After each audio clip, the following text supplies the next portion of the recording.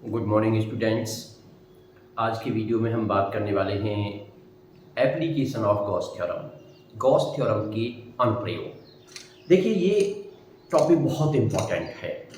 Actual में electric flux, Gauss theorem, उसका proof और उसके एप्लीकेशन, इससे 100% एक क्वेश्चन बनता है जिसमें 95% चांस रहता है कि जो क्वेश्चन बोर्ड में पूछा जाए वो गॉस थ्योरम के एप्लीकेशन का हो। तो आज हम बात करते हैं गॉस थ्योरम की एप्लीकेशन।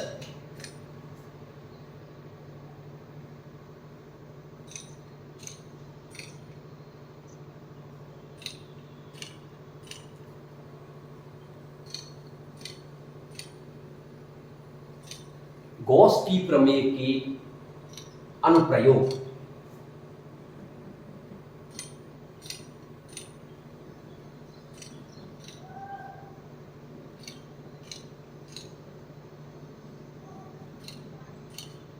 देखिए, वैसे तो गॉस की प्रमेय के कई अनुप्रयोग हैं, लेकिन आपके जो सिलेबस में है बोर्ड के हिसाब से वो 3 अनुप्रयोग हैं और तीनों में से एक क्वेश्चन बनने का चांस 95% है और बाकी गॉस की जो प्रमेय, उसका प्रूफ और इलेक्ट्रिक फ्लक्स, उससे जो क्वेश्चन बनने का चांस है वो 5% है। तो आप इस टॉपिक को बड़ी सावधानी से समझें। और सबसे बड़ी खास बात क्या है कि ये जो तीनों अनुप्रयोग मैं बता रहा हूँ आपको, उनको सॉल्व करने का तरीका बिल्कुल सेम। अगर आपने एक अनुप्रयोग को अच्छी तरह से समझने की कोशिश की तो समझ लीजिए आपके इस पर गॉस थ्योरम के एप्लीकेशन पे आने वाला कोई भी क्वेश्चन बड़ी आसानी से आप सॉल्व कर सकते हैं। तो सबसे पहला अनुप्रयोग क्या है? सबसे पहला है, एक अनंत लंबाई का वायर है। अनंत लंबाई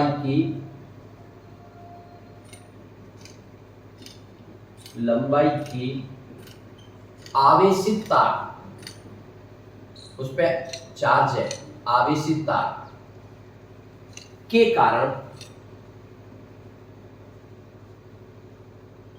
उसके आसपास के पॉइंटों पे निकाल रहे हैं क्या? विद्युत क्षेत्र। विद्युत क्षेत्र। तो पहला एप्लीकेशन है ये, electric field due to a charged infinite length wire.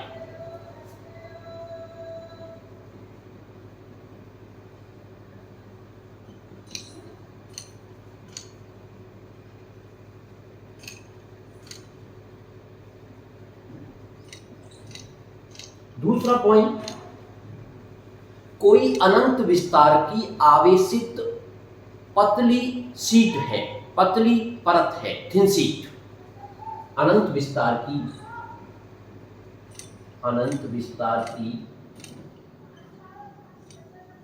आवेशित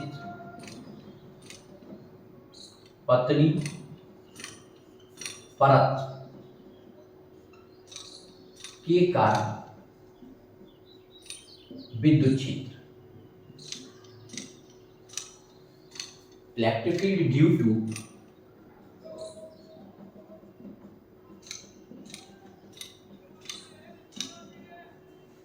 charged infinite expansion thin sheet.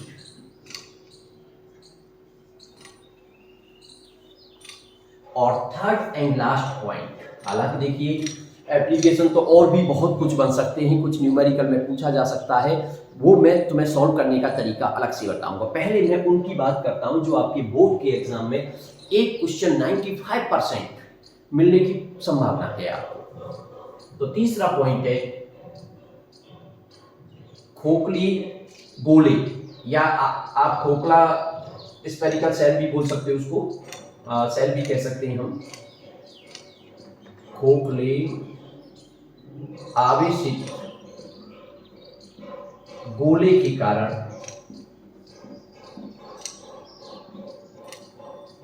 विद्युत क्षेत्र, यानी इलेक्ट्रिक फील्ड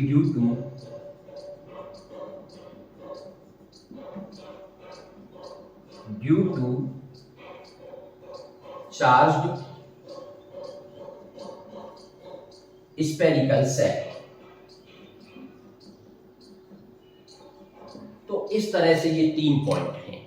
अब इस स्फेरिकल सेल में अलग से 3 पॉइंट बन जाते हैं। पहला पॉइंट जिस बिंदु पे आप निकाल रहे हो, जब वो बिंदु सेल के बाहर है, बिंदु P मान लो या कोई भी मान लीजिए, तो आउटसाइड है।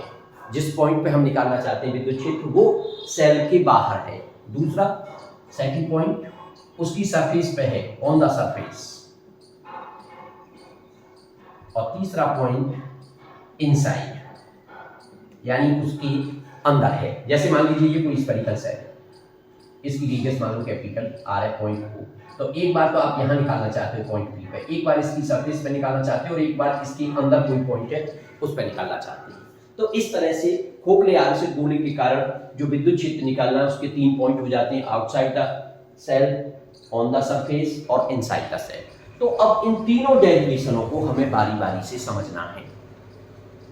तीनों ही डेरिवेशन अपने आप में बहुत इंपॉर्टेंट हैं, और तीनों ही डेरिवेशनों को सॉल्व करने का हमारा जो तरीका रहेगा बिल्कुल सेम रहेगा, उसमें कहीं कोई चीज़ चेंज नहीं है। तो सबसे पहले मैं उस तरीके की बात करना चाहता हूँ। सबसे पहले मैं आपको उन स्टेपों की बात बताना चाहता हूँ कि आपको स्टेप कौन कौन से फॉलो करने हैं, और आप स्टेप फॉलो करते चले जाएंगे, आपके तीनों डेरिवेशन बड़ी आसानी से सॉल्व हो जाएंगे। तो सबसे पहले हम बात करते हैं अनंत लंबाई के तार के कारण विद्युत क्षेत्र।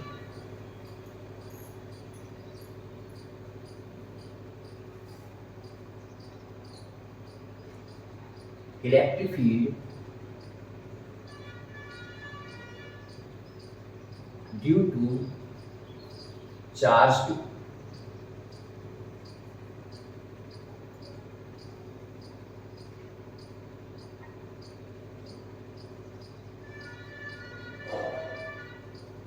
Infinite length wire. आप अनंत लंबाई के तार के कारण आप विद्युत क्षेत्र निकालना चाहते हैं सबसे पहले। अब इसके लिए क्या स्टेप रहेंगे, कैसे सॉल्व करेंगे, उन स्टेपों पे एक बार मैं यहाँ थोड़ा सा डिस्कस कर लेता हूँ। देखिए सबसे पहला पॉइंट आपका होता है, इस प्रोसीजर की बात मैं कर रहा हूँ, तो सबसे पहला पॉइंट आपका होता है ड्रॉ गॉसियन सरफेस, यानी आप एक गॉसियन पृष्ठ खींचिए। तो पहला पॉइंट है आपका draw Gaussian surface. First point, Gaussian पृष्ठ खींचिए। अब गॉसियन पृष्ठ की क्या खासियत होगी? दो चीजें गॉसियन पृष्ठ की होती हैं कि जिस बिंदु पर आप विद्युत क्षेत्र निकालना चाहते हो वो पृष्ठ उस बिंदु से होकर जाना चाहिए। दूसरी बात ये होती है कि जो आवेश वहां पर है, गॉसियन पृष्ठ के अंदर जो आवेश है, तो गॉसियन पृष्ठ उस आवेश के सम्मित होना चाहिए। अगर पृष्ठ एक जैसा है तो पूरा पृष्ठ आवेश के सम्मित होना चाहिए। अदरवाइज किसी पृष्ठ आपका इस तरह का है तो उसमें कई तरह की सरफेस है, तो फिर कोई भी एक या दो जो भी हो सके, कम से कम एक सरफेस उस आवेश के सम्मित होना चाहिए। तो सबसे पहला पॉइंट आपका draw Gaussian surface. Second point, take element. Take element का मतलब है अल्पांश लीजिए, अल्पांश वहां पर ड्रॉ करिए, अल्पांश चूज करिए। तो पहला ड्रॉ गॉसियन सरफेस, दूसरा टेक एलिमेंट। और ऐसा भी हो सकता है एलिमेंट्स। कभी कभी ऐसा होता है कि हमारी जो सरफेस है वो एक तरह की, मान लीजिए आपने गॉसियन पृष्ठ जो लिया वो स्फेरिकल शेप में लिया, तो स्फेरिकल पृष्ठ कर्व पृष्ठ है और वो पूरा एक जैसा है, तो एक एलिमेंट से काम चल जाएगा, एक अल्पांश से काम चल जाएगा। लेकिन अगर आपने सपोज करिए आपने लिया सिलिंड्रिकल गॉसियन पृष्ठ, सिलिंड्रिकल का मतलब होता है इस तरह का, ये गॉसियन पृष्ठ आपने चूज किया, तो इसमें 3 पृष्ठ हैं, एक ये वाला प्लेन, ये वाला प्लेन समतल, और एक ये वाला कर्व। तो फिर आपको 3 एलिमेंट लेने पड़ेंगे। तो इसलिए सेकंड पॉइंट है टेक एलिमेंट और एलिमेंट्स। एलिमेंट एक भी हो सकता है और एक से ज्यादा भी हो सकते हैं। इसके बाद थर्ड पॉइंट, तीसरे पॉइंट पे आप क्या करेंगे, find electric flux due to elements, यानी इलेक्ट्रिक फ्लक्स निकालेंगे किसकी वजह से? एलिमेंट की वजह से। Electric flux due to element. कैसे निकालोगे? D phi E is equal to E dot d A, इस वाले फॉर्मूले से। भाई ये छोटा है ना, डी लगा देते हैं, इसका मतलब छोटा फ्लक्स। तो एलिमेंट से जब भी आपको फ्लक्स निकालना है तो d phi E is equal to E dot d A. अगर एक से ज्यादा एलिमेंट है तो फ्लक्स एक स्केलर क्वांटिटी है, विद्युत फ्लक्स एक अदिश राशि है, तो आप उनको सिंपली जोड़ते चले जाओगे, E d A one, E d A two, E d A three plus करते चले जाओगे, क्योंकि अदिशों को जोड़ना बड़ा आसान होता है। आप उसको सिंपली नंबरों की तरह ऐड और सब्ट्रैक्ट कर सकते हैं। चौथा point, total flux. Total flux जब भी निकालने, देखिए यहां पर फिजिक्स में ये चीज बहुत यूज होती है कि जब आप किसी एलिमेंट की वजह से निकाल लें और फिर टोटल निकालें तो केवल आपको उसका इंटीग्रल कर देना है और कोई उसमें कुछ ज्यादा सोचने की आवश्यकता नहीं है। तो टोटल फ्लक्स के लिए क्या कर दोगे? ऑन इंटीग्रेटिंग, ऑन इंटीग्रेशन मतलब आप उसका समाकलन कर दोगे। तो समाकलन करने पे क्या निकल के आ जाएगा? फाई ई निकल के आ जाएगा, जो भी आएगा उसको मान लेना इक्वेशन फर्स्ट। तो 4 स्टेप। देखिए यहां हम कर क्या रहे हैं, हम इलेक्ट्रिक फ्लक्स निकालेंगे, विद्युत क्षेत्र निकालने के लिए, इलेक्ट्रिक फील्ड निकालने के लिए हम केवल इलेक्ट्रिक फ्लक्स निकालेंगे और उस इलेक्ट्रिक फ्लक्स को दोनों तरीके से निकालेंगे। एक बार इलेक्ट्रिक फ्लक्स की डेफिनेशन से और दोबारा में गॉस थ्योरम से। तो ये जो 4 स्टेप आपके आए हैं वो इलेक्ट्रिक फ्लक्स की डेफिनेशन के हैं, विद्युत फ्लक्स की परिभाषा के हैं। ये पहला सरफेस खींचा गॉसियन सरफेस, फिर एलिमेंट लिए, फिर एलिमेंट से फ्लक्स निकाला, फिर समाकलन करके टोटल फ्लक्स निकाला।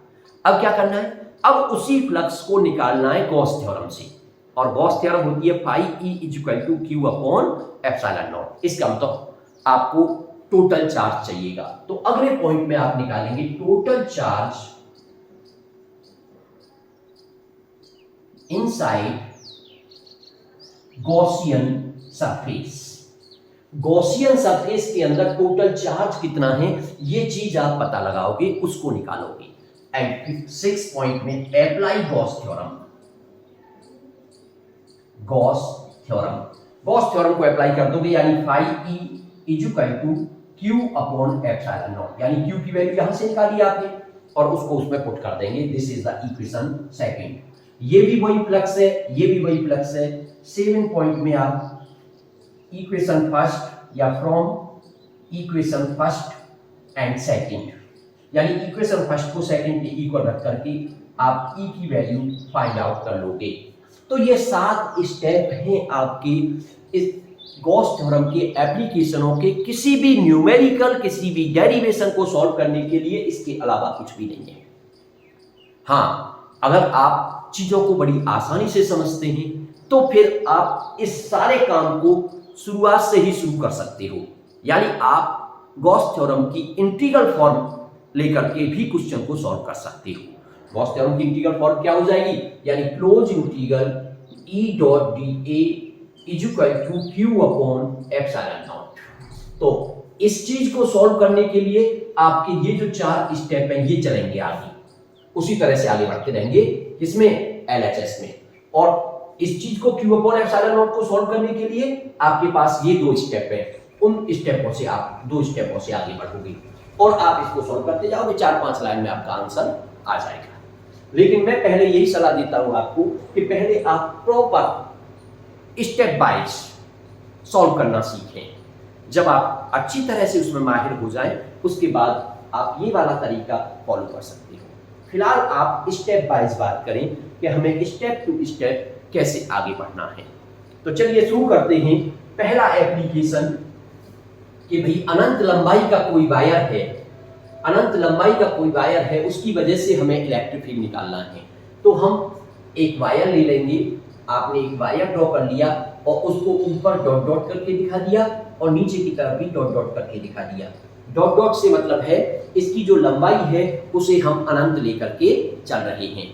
अब यहां एक बात बहुत इंपॉर्टेंट है गॉस थ्योरम के एप्लीकेशन में, जो गलती स्टूडेंट से होती है वो क्या हो सकती है? देखिए हम यहां चार्ज लेकर के चलते हैं, लेकिन जब भी अनंत लंबाई या अनंत विस्तार वाली बात आए तो कभी भी आप टोटल चार्ज लेकर के मत चलो, क्योंकि जो बॉडी अनंत विस्तार की है हम कभी ये बता ही नहीं सकते कि टोटल चार्ज उस पर कितना होगा। जैसे कि हम कहेंगे समुद्र में कितना पानी, नहीं बता सकते, हम डेंसिटी की बात कर सकते हैं। इसलिए जब भी हम अनंत विस्तार वाली बात आएगी तो टोटल चार्ज लेने की बजाय हम चार्ज डेंसिटी की बात किया करेंगे, आवेश घनत्व की बात किया करेंगे। तो यहाँ पर चूंकि एक लेंथ है, एक वायर है, इसलिए जो आवेश घनत्व यूज होगा, क्योंकि हम पहले ही पढ़ चुके हैं कि हमारे आवेश घनत्व तीन तरह के होते हैं, लैम्डा, सिग्मा और रो। ये लेंथ के लिए होता है, ये एरिया के लिए होता है और ये वॉल्यूम के लिए होता है। तो यहां बात किसकी की जा रही है? लंबाई की। तो हम मान के चलेंगे कि भाई एक अनंत लंबाई का तार है, आवेशित तार, जिसका रेखीय आवेश घनत्व, जिसका लीनियर चार्ज डेंसिटी लैम्डा है, और इस तार से r डिस्टेंस पर ये कोई पॉइंट है हमारा P, इस पॉइंट पे हम निकालना चाहते हैं इलेक्ट्रिक फील्ड E। क्लियर? अब इस इलेक्ट्रिक फील्ड को, अब इस पे चार्ज है तो आप इस पे चार्ज दिखा सकते हो। मान लीजिए हम ये सब पॉजिटिव चार्ज के लिए सॉल्व कर रहे हैं, हम ये मान के चल रहे हैं कि इस वायर पे जो चार्ज है वो पॉजिटिव है, लेकिन अगर कभी कोई प्रॉब्लम इस तरह की आ जाए कि उस पर नेगेटिव चार्ज दे दिया जाए तो भी आप इसी प्रकार से सॉल्व कर सकती हो। बस अंतर ये होता है कि प्लस आवेश की वजह से जो इलेक्ट्रिक फील्ड की डायरेक्शन होती है वो होती है अवे फ्रॉम पॉजिटिव, और माइनस की वजह से जो डायरेक्शन होती है वो टुवार्ड्स द नेगेटिव, यानी माइनस की ओर। तो केवल डायरेक्शन का अंतर आ जाएगा, बाकी डेरिवेशन सॉल्व करने में हमें कोई प्रॉब्लम नहीं होगी। तो सबसे पहली बात करते हैं भाई कि सबसे पहला हमारा पॉइंट क्या होता है सॉल्व करने के लिए प्रॉब्लम को। तो पहला पॉइंट, सबसे पहला पॉइंट है draw Gaussian surface. Gaussian surface draw कीजिए। देखिए मैं आपको बता दूं, ज्यादातर जो गॉसियन सरफेस है, आप दो गॉसियन सरफेस से काम चला सकते हो, एक स्फेरिकल शेप में और एक सिलिंड्रिकल शेप में। एक गोलाकार आकृति के गॉसियन सरफेस से और दूसरा बेलनाकार आकृति के गॉसियन सरफेस से। बस तुम्हें यह देखना है कि चार्ज के वो सिमेट्रिक होना चाहिए। अगर आप यहाँ पे गोलाकार ले लोगे तो गोलाकार का पृष्ठ जो है वो आवेश के सम्मित नहीं रह जाएगा। इसलिए हम क्या करते हैं, बिंदु P से, देखिए दो बात मैंने बताई आपको, गॉसियन सरफेस को ड्रॉ करते समय दो चीजों का ध्यान रखना है। एक तो जिस पॉइंट पे आपको इलेक्ट्रिक फील्ड निकालना है वो गॉसियन सरफेस उस पॉइंट से जाना चाहिए। दूसरी जो इंपॉर्टेंट बात है, वो जो गॉसियन पृष्ठ हो, जो गॉसियन सरफेस हो, वो आवेश के सम्मित होना चाहिए। इसका मतलब यहां पर हम r रेडियस और l लंबाई का एक बेलनाकार गॉसियन पृष्ठ ड्रॉ कर देते हैं। देखिए गॉसियन पृष्ठ कंप्लीटली क्या होता है, काल्पनिक होता है। ये हम केवल क्या कर रहे हैं, प्रॉब्लम को सॉल्व करने के लिए इसको आप ड्रॉ कर रहे हैं। तो आपने r रेडियस और l लंबाई, आपने मान ली यहां से यहां तक की लंबाई कितनी है l, भाई पूरे वायर पे तो ले नहीं सकते हम, क्योंकि पूरा वायर तो हमारा कैसा है, अनंत लंबाई का है। तो हमने l लंबाई और r त्रिज्या का एक बेलनाकार गॉसियन पृष्ठ ड्रॉ कर लिया। इस बेलनाकार गॉसियन पृष्ठ की खासियत क्या है, एक तो ये उस पॉइंट P से होकर के जा रहा है जिस पे हमें इलेक्ट्रिक फील्ड निकालना है, दूसरा ये आवेश के सम्मित है। आवेश के सम्मित कैसे है, इस चीज को थोड़ा सा आप ध्यान से समझिए। जैसे मान लीजिए ये आपका बेलनाकार पृष्ठ है, इस बेलनाकार पृष्ठ में तीन पृष्ठ हैं, एक ये वाला समतल पृष्ठ, एक ये वाला समतल पृष्ठ और एक ये वाला कर्व्ड पृष्ठ। तो ये जो आवेश रखा हुआ है वो इसके एक्सिस पे रखा हुआ है। तो ये जो कर्व्ड पृष्ठ है उससे उस आवेश की दूरी एक जैसी है, कहीं से भी देखें। इसका मतलब कर्व्ड वाला जो पृष्ठ है वो आवेश के सम्मित हो गया। ये समतल ये वाला और ये आवेश के सम्मित नहीं है। तो कोई बात नहीं, हमने यही कहा था कि कोई ना कोई एक पृष्ठ हमेशा आवेश के सम्मित होना चाहिए। तो पहला काम हमारा हो गया ड्रॉ गॉसियन सरफेस। इसके बाद दूसरा पॉइंट होता है टेक एलिमेंट। एलिमेंट एक भी हो सकता है और एक से ज्यादा भी हो सकते हैं, यह डिपेंड करेगा आपने जो गॉसियन पृष्ठ चूज किया है उसमें कितने सरफेस हैं। तो यहां हमने जो गॉसियन पृष्ठ चूज किया उसमें एक तो कर्व सरफेस है, यानी एक तो अभी हमने बताया, एक तो ये वाला कर्व सरफेस है, एक ये प्लेन, एक ये प्लेन। तो हमें तीन एलिमेंट लेने पड़ेंगे। कहीं भी ले सकते हो, उससे कोई फर्क नहीं पड़ता, लेकिन एक एलिमेंट उस पॉइंट पे जरूर लेना जिस पॉइंट पर आपको इलेक्ट्रिक फील्ड निकालना है। तो पहला एलिमेंट आपने ले लिया यहां पर, और उस एलिमेंट का एरिया मान लिया डी ए, तो उस एरिया की जो डायरेक्शन हो गई DA1 मान लेते हैं, चलो तो डायरेक्शन हो गई आउटवर्ड। ये आप पहले से ही जानते हैं, बेलनाकार हो या गोलाकार हो, तो जो रेडियस जिस डायरेक्शन में आगे निकलेगी, जैसे मान लीजिए आप ये लेके चल रहे हैं, इस पॉइंट पे बात करें कि इस पॉइंट पे एरिया की डायरेक्शन, तो जो सेंटर से रेडियस आएगी वो ऐसे, यहां पे वो ऐसे, तो जो जो रेडियस आएंगी उन रेडियस की डायरेक्शनों में एरिया की डायरेक्शन हो जाया करती है। तो यहां पर इसकी डायरेक्शन हो गई ये वाली। अब बात करें इलेक्ट्रिक फील्ड की डायरेक्शन, तो इलेक्ट्रिक फील्ड की प्लस आधी से दूर, यानी इलेक्ट्रिक फील्ड भी आपका यहां पर इसी डायरेक्शन में हो गया, और इन दोनों के बीच का एंगल थीटा इक्वल टू हो गया 0 डिग्री। दूसरा एलिमेंट हम लेते हैं ऊपर वाली इस प्लेन सरफेस पे, प्लेन सरफेस पे लेंगे तो ये एलिमेंट ले लिया। अब आप इसकी जब डायरेक्शन दिखाओगे तो प्लेन सरफेस पे डायरेक्शन अपवर्ड, क्योंकि एरिया की डायरेक्शन हमेशा होती है परपेंडिकुलर टू द प्लेन। तो यहां पर जो एरिया की डायरेक्शन हो जाएगी उसको आप DA2 मान लो, तो DA2 हो गया आपका ऊपर की तरफ। लेकिन electric field away from positive, तो इलेक्ट्रिक फील्ड यहां भी इधर ही होगा E। तो इस केस में आपका थीटा इक्वल टू क्या दिख रहा है आपको 90 डिग्री। एंड थर्ड एलिमेंट आप नीचे वाले सरफेस पे लोगे और इसकी जो डायरेक्शन हो जाएगी DA3 नीचे की तरफ, और electric field away from positive, और इस केस में भी थीटा इक्वल टू 90 डिग्री। तो हमारे 2 पॉइंट क्लियर हुए। देखिए पहला डेरिवेशन हम कर रहे हैं गॉस थ्योरम के एप्लीकेशन का, इसलिए पहले डेरिवेशन को थोड़ा सावधानी से समझें, एक एक पॉइंट को बारीकी से समझें, क्योंकि जितने भी डेरिवेशन होने हैं उनमें यही स्टेप हमारे यूज होने हैं। तो पहला point, draw Gaussian surface, Gaussian पृष्ठ ड्रॉ कीजिए। आपने बेलनाकार गॉसियन पृष्ठ ड्रॉ कर लिया। दूसरा, टेक एलिमेंट्स, एलिमेंट एक भी हो सकता है, एक से ज्यादा भी हो सकते हैं। ये गॉसियन पृष्ठ पर कितने सरफेस हैं, कितने प्रकार के सरफेस हैं उस पर डिपेंड करेगा। तो आपने यहां 3 एलिमेंट ले लिए। तीसरा point, electric flux due to elements, और formula d phi E equal to E dot TA। अब यहां जो ध्यान रखने वाली बात है वो हमारी ये है कि हम यहां एलिमेंट कितने लिए, 3, तो तीनों एलिमेंटों से जो इलेक्ट्रिक फ्लक्स आएगा वो आपस में प्लस हो जाएगा। तो आप निकालेंगे electric flux due to elements, तो d phi E equal to, पहले इसके लिए लिखोगे तो E डॉट DA1, फिर इसके लिए लिखोगे E डॉट DA2, और फिर इसके लिए लिखेंगे तो E dot DA3।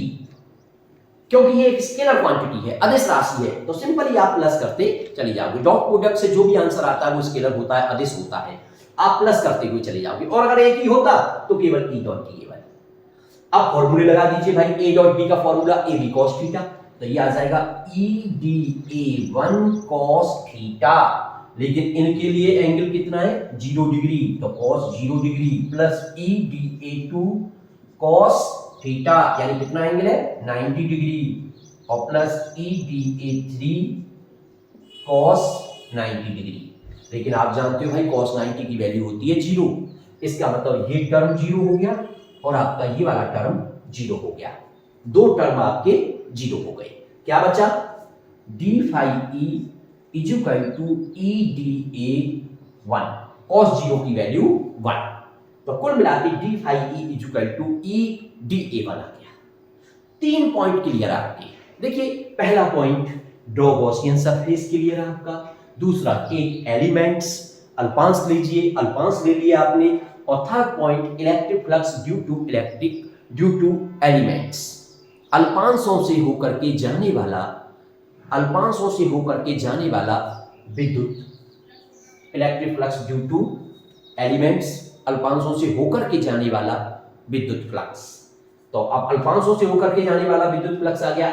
Last point, electric flux की डेफिनेशन वाला लास्ट पॉइंट, टोटल फ्लक्स। और टोटल फ्लक्स के लिए कुछ भी नहीं करना, आपको केवल और केवल समाकलन कर देना है। तो देन टोटल फ्लक्स के लिए आप इसका क्या कर देंगे, समाकलन, तब कुल फ्लक्स तो कुल फ्लक्स के लिए आप इसका समाकलन करेंगे, और समाकलन के लिए जब करने पर अगर कहीं डी लगा होता है तो वो डी हट जाता है। तो क्या हो जाएगा भाई, अब आपका थोड़ा सा मैं इस डायरेक्शन में दिखा, चलिए कोई बात नहीं, कोई साफ करते हैं। तो कुल फ्लक्स निकालने के लिए इसका समाकलन करेंगे तो यहां से डी हट जाएगा, तो phi E equal to E d A 1, लेकिन क्या समाकलन किया है तो इंटीग्रल, इधर से डी हट गया, इधर इंटीग्रल लग गया, integral E d A 1। Close करके भी लगा सकते हो, अगर बॉडी क्लोज होती है तो उसको क्लोज कर सकते हो, लेकिन ये DA1 ये चारों तरफ से क्लोज नहीं है, ये ऐसे करके था, अगर ऊपर और ये बंद होता चारों तरफ से तो हम उस पर क्लोज इंटीग्रल भी लगा सकते थे, और लगा देते हैं तो कोई ऐसा फर्क भी नहीं पड़ता। अब देखिए इसके बाद ई की बात करें, ई की बात करें, ई तो ये जो आर डिस्टेंस है, अल्पांश आप इस पे कहीं भी लो, ये जो बेलनाकार पृष्ठ है, कर्व पृष्ठ है बेलनाकार उसका, गॉसियन पृष्ठ का, उस पे हम कहीं भी जाएं, अल्पांश कहीं भी ले, लेकिन आर चेंज नहीं होगा और दूरी चेंज नहीं होगी, तो हम ये कह सकते हैं ई हमारा क्या रहेगा, कांस्टेंट। और जब ई कांस्टेंट है तो वो इंटीग्रल से बाहर, और इंटीग्रल DA1, ये चीज बार बार आएगी इसके एप्लीकेशनों में कि इंटीग्रल DA1 इंटीग्रल DA2, और इसका मतलब क्या होता है, इसका मतलब है जहां अल्पांश लिया है उसका पूरा क्षेत्रफल, और अल्पांश काहे पे लिया है हमने, अल्पांश लिया है बेलनाकार गॉसियन पृष्ठ के कर्व्ड वाले भाग पर, यानी बेलन का वक्र पृष्ठ, curved surface area of a cylinder, और वो क्या होता है 2 पाई आर एच करके आपने पढ़ा था, या लेकिन यहां पर एच को हमने क्या मान रखा है, एल। तो इंटीग्रल DA1 की वैल्यू हो जाएगी ई अपनी जगह 2 पाई आर एल, ये फाई ई निकल के आ गया, आपने नाम दे दिया इक्वेशन फर्स्ट। तो 4 पॉइंट हमारे क्लियर, ड्रॉ गॉसियन सरफेस के elements, electric flux passing through elements and total flux on integrating, समाकलन करने पर टोटल फ्लक्स आपने निकाल दिया, और ये आपका इक्वेशन हो गया फर्स्ट। यहां तक का काम हमारा क्लियर हुआ। अब 2 स्टेप बचे हैं, total charge inside Gaussian surface, Gaussian surface के अंदर टोटल चार्ज कितना है, ये चीज अब हमें निकालनी है। तो क्या देख रहे हो भाई, वायर तो ऊपर तक जा रहा है और नीचे तक जा रहा है, लेकिन इस गॉसियन सरफेस के अंदर वायर कहां से है, यहां से लेके और यहां तक का, इसकी लेंथ भी कितनी होगी, ये भी लेंथ कितनी है L, और पर यूनिट लेंथ पे आवेश कितना होता है लैम्डा, भाई जिसको आप रेखीय आवेश घनत्व करें वही तो पर यूनिट लेंथ पे, तो 1 रुपए में इतना तो 10 रुपए में कितना, कोई भी चीज 1 रुपए में इतनी आ रही है तो 10 में कितनी आएगी, मल्टीप्लाई, ठीक है ना। इसका मतलब 1 मीटर पे आवेश तो लैम्डा, तो L मीटर पे आवेश L लैम्डा, या आप चाहें तो फॉर्मूला भी लगा करके कर सकते हो। लैम्डा का फॉर्मूला क्या होता है भाई, लैम्डा इक्वल टू होता है Q अपॉन L, और मान लीजिए हम L लेंथ पे निकालना चाहते हैं तो Q इक्वल टू हो जाएगा लैम्डा इनटू L, ऐसे भी समझ सकते हो बात को। तो ये पर यूनिट लेंथ पे चार्ज होता है लैम्डा, तो L लेंथ पे कितना हो जाएगा, क्योंकि L लेंथ ये हमारे गॉसियन सरफेस के अंदर है, इसका मतलब टोटल चार्ज कुल आवेश जो हुआ Q इक्वल टू हो गया लैम्डा इनटू L। अब अगला पॉइंट क्या होता है, अप्लाई गॉस थ्योरम। अब गॉस थ्योरम अप्लाई कर दीजिए, तब गॉस थ्योरम अप्लाई करेंगे तो फाई ई इक्वल टू क्या होता है Q अपॉन एप्सिलॉन नॉट, और Q की वैल्यू क्या आई हमारी lambda L upon epsilon not, equation second. और ये सातों जो पॉइंट हमने बताए थे वो कंप्लीट। फिर क्या है 7वां पॉइंट, इक्वेशन फर्स्ट और सेकंड को लेकर के ई की वैल्यू को कैलकुलेट कर लीजिए। तो अब आपको केवल क्या करना है, इन दोनों इक्वेशनों से ई की वैल्यू को कैलकुलेट कर देना है। तो from equation first and second, तो पहले और दूसरे से E into 2 pi r l equal to lambda L upon epsilon naught, L से L कैंसिल आउट, और E इक्वल टू आपका आ गया लैम्डा अपॉन, इसको अपॉन में ले जाएंगे तो 2 पाई एप्सिलॉन नॉट, और क्या है R। इस तरह से ये इलेक्ट्रिक फील्ड निकल करके आ गया, किसकी वजह से, एक अनंत लंबाई के आवेशित तार की वजह से उससे r डिस्टेंस पे जो इलेक्ट्रिक फील्ड आ रहा है वो ये निकल के आ रहा है, यानी electric field is directly proportional to the charge density. जो चार्ज डेंसिटी है उसके डायरेक्टली प्रोपोर्शनल है, और जो डिस्टेंस है E इज प्रोपोर्शनल 1/r, यानी उसके रेसिप्रोकल है। कभी कभी इस फॉर्मूले को, क्योंकि देखिए हमारे पास जो कांस्टेंट होता है वो होता है 1/4 पाई एप्सिलॉन नॉट, उसकी वैल्यू होती है 9 × 10⁹।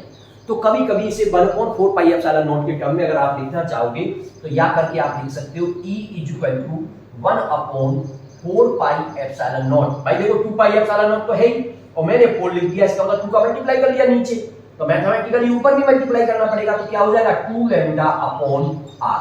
तो आप चाहें तो इसको इस तरह से भी दिखा सकते हैं।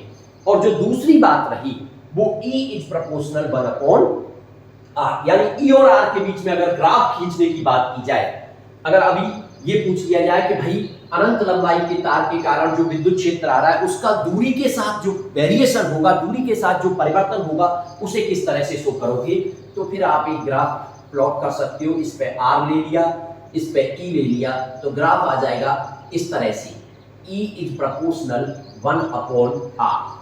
और ये टॉपिक आपका कंप्लीट। मैं फिर एक बार रिपीट कर रहा हूं, देखिए 7 स्टेप हैं, कोई भी एप्लीकेशन हो गॉस थ्योरम का, उन्हीं 7 स्टेपों से ये आपका डेरिवेशन हो जाएगा। सबसे पहले ड्रॉ गॉसियन सरफेस, फिर दूसरा टेक एलिमेंट्स, गॉसियन पृष्ठ खींचो, फिर अल्पांश लो, फिर अल्पांशों से जाने वाला विद्युत फ्लक्स निकालो, फिर समाकलन करके कुल विद्युत फ्लक्स निकालो, और फिर उसको मान लो इक्वेशन फर्स्ट, फिर टोटल चार्ज निकालो उसके अंदर, फिर गॉस थ्योरम अप्लाई करो, फिर जो फ्लक्स आएगा उसको इक्वेशन सेकंड, और दोनों फ्लक्सों को बराबर रख करके E की वैल्यू को फाइंड कर लो। That is clear.